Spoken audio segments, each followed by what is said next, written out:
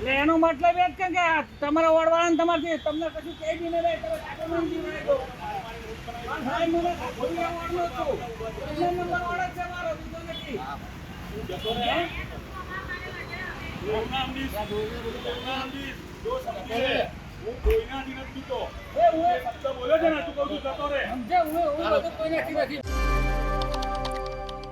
તો આ છે ભાજપના કોર્પોરેટર જેણે પાલિકાના સ્ટેન્ડિંગ કમિટીના ચેરમેનના ડ્રાઈવરને જાહેરમાં લાફો માર્યો અને પાછા હજુ ઠાઠ દેખાડી રહ્યા છે.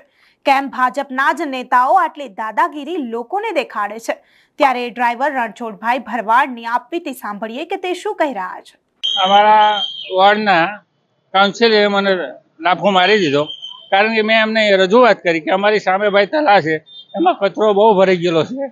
કચરાની અંદર દર ચોમાસે એ કચરો બધો પાણી ભરાય એટલે ઉભરાઈને બહાર આવીને અમારા ઘરો સુધી આવે છે. અમારે સામે મેદાન છે, એમાં પુષ્કળ કચરો છે. એ કચરો થોડા દિવસ પહેલા પવન આવ્યો તો બધો ઉડીને અમારી સોસાયટીઓમાં ગરી ગયો, અમારા ઘરોમાં ગરી ગયો. એટલે અમે રજૂઆત કરવા ગયા તો એમને દાદાગીરી કરીને મને ઠાપો મારી દીધો. તમે હવે આગળ શું કાર્યવાહી કરશો? કાર્યવાહી કરવામાં એવું છે કે મને એમને ધમકી મારી છે ચોખ્ખી કે તું કશે કેસ કરવા જાય કે ગમે ત્યાં આગુ પાછું કરવા જઈશ એટલે તને 15 વર્ષ માટે અંદર ખલાવી દઈશ. હવે મારે શું કરવું? અને બીજું કીધું કે ચેરમેન સાહેબની ગાડી તું ચલાવે છું, તને ઘરે મોકલી દઈશ. અને ચેરમેન સાહેબને આપણે રજૂઆત કરી તે ચેરમેન સાહેબને ભાઈએ એવું કીધું કે તમે આને ઘરે મોકલી દો, આના નહીં જોઈએ, બીજો ડ્રાઈવર બોલાવી લો. આવી બધી વાતો કરી. આ આશીષ કરીને છે અમારા કાઉન્સિલર, અમારા વોર્ડના કાઉન્સિલર આશીષ કરીને. શું નામ છે તમારું? મારું રણછોડભાઈ ભરવાડ. સત્તાના દમ પર નેતાઓ મનમાની કરીને સામાન્ય જનતાને હેરાન કરતા હોય છે. તેવો જ આ કિસ્સો વડોદરામાંથી પ્રકાશે આવ્યો છે. વડોદરામાં ભાજપના કોર્પોરેટરે પાલિકાના ચેરમેનના ડ્રાઈવરને લાફો ઝીકી દીધો. જી હા, સત્તાના નશામાં આંધળા થયેલા આ નેતાઓને સામાન્ય જનતાને ધમકી આપવી અને લાફો મારવો તેમની માટે જ્યારે નજીવી બાબત હોય તેવું લાગી રહ્યું છે. પાલિકાની મુખ્ય કચેરીમાં લાફો મારીને મીડિયા સમક્ષ ઠોસ જમાવતા કોર્પોરેટર સાહેબ નજરે પડી રહ્યા છે.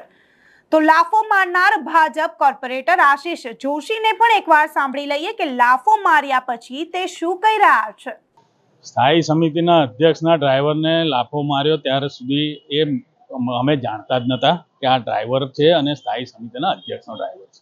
અમે અમારા વોર્ડ વિસ્તારની ચર્ચા પક્ષના દંડક જોડે કરતા હતા ત્યારે આ વ્યક્તિ દૂરથી ચેરમેનની ગાડી પાસેથી રોડ ક્રોસ કરીને આવી અને અમારી પર ખોટા આરોપો મૂકવાનું શરૂ કરતા મારે પૂછવું પડ્યું કે આ કોણ વ્યક્તિ છે. ત્યારે ખબર પડી કે આ ચેરમેનશ્રીનો ડ્રાઈવર છે. ત્યારે મેં એને સમજાવ્યો કે ભાઈ તું તારા રોલમાં રહે, તારી જે જવાબદારી છે એ ડ્રાઈવરની છે, તું તારી જગ્યાએ જતો રહે. છતાં પણ પાયા વિહોણા આક્ષેપ, ખોટી રીતના આક્ષેપો, અપશબ્દો બોલવાનું ચાલુ રાખતા મારે એને સમજાવ્યો, છતાં પણ ન માનતા એને લાફો માર્યો છે અને ફરીથી કહું છું લાફો માર્યો છે. હવે ફરીથી કોઈ આવી વ્યક્તિ, કોઈ સન્માનીય કાઉન્સિલર જ્યારે ઊભા હોય ચર્ચા કરતા આવી ખોટી રીતે આરોપ મૂકવાની કોશિશ ના કરે. એટલા માટે એને જે બોલ્યો છે એને માટે એને બરાબર દંડ કર્યો છે. તો આ સાહેબને સાંભળીને સાફ દેખાઈ રહ્યું છે કે લાફો માર્યાનો અફસોસ તો દૂરની વાત રહી, પણ કોઈનો ડર પણ નથી લાગી રહ્યો. તો આ વિશે તમારું શું કહેવું છે તમને કમેન્ટ બોક્સમાં ચોક્કસથી જણાવજો તથા અમારી ચેનલ નિર્ભય ન્યૂઝને લાઇક, શેર અને સબસ્ક્રાઇબ કરવાનું ભૂલશો નહીં. આભાર.